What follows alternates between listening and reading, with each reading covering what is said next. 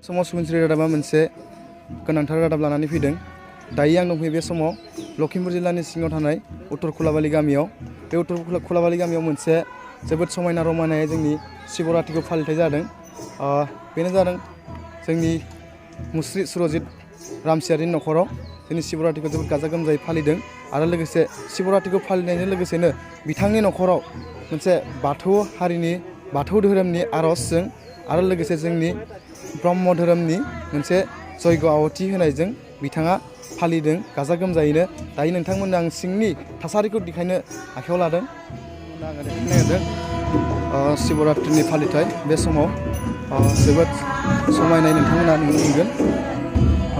बे समाव आं नोंथांमोननो देखायनो नागिरदों शिवरात्रिनि फालिथाय सुरजित रामसियारिनि नखराव मोनसे जोबोद समायना नुथाय।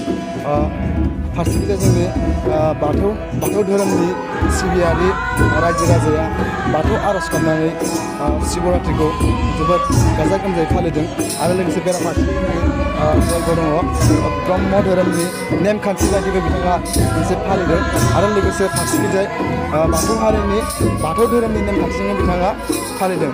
जोबोद मोजाङै बिथाङा जोंनि शिवरात्रिखौ फालिनायखौ जों नुनो मोन्दों आरो लोगोसे गामिनि रायजो राजा जोबोदै बिथांखौ सहाय होदों आरो लोगोसे रायजो राजानि हेफाजाबाव बिथाङा दिनै बिसिम शिवरात्रि फालिथायखौ बिथाङा खुंनाय समाव नोंथांमोना जोंनि चेनेलनि हेफाजाबाव नोंथांमोना नुनो मोन्दों।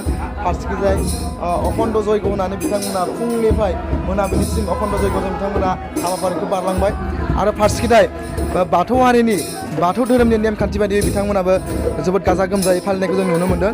बिथाङा सुरजित रामसियारिनि नखरावनो बियो जोबोद गाजा गोमजायै जोंनि शिवरात्रिखौ फालिदों।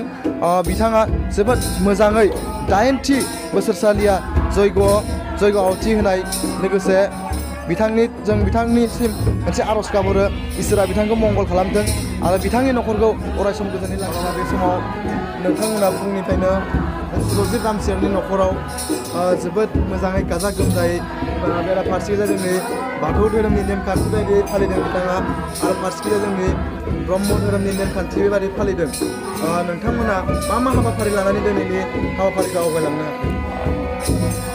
दिनै सुरजित रामसियारिनि न'आव शिवरात्रि जयग होदों बा शिवरात्रिनि मुङै दिनै बाथौ आरज फैदों, ब्रह्म धोरोमनि मुङै दिनै जयग होदों, अखण्ड जयग जादों आरो दिनै फुंनि 7 बाजिनिफ्राय दैमायाव दै लायदों।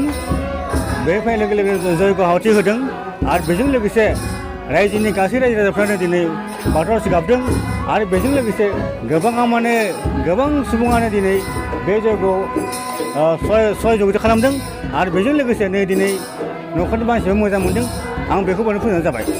दिनै सानसे नोंथांमोना पुरहित साबेसे दंमोन?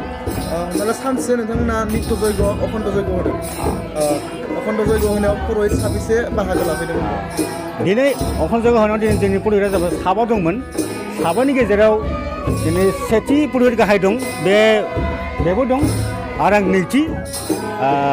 दा गोबां खोथाखौ बाबामोना सेथिफोरनिफ्राय लानो नांगौ आरो गोबां खोथाखौ मिथिनो मोनगोन।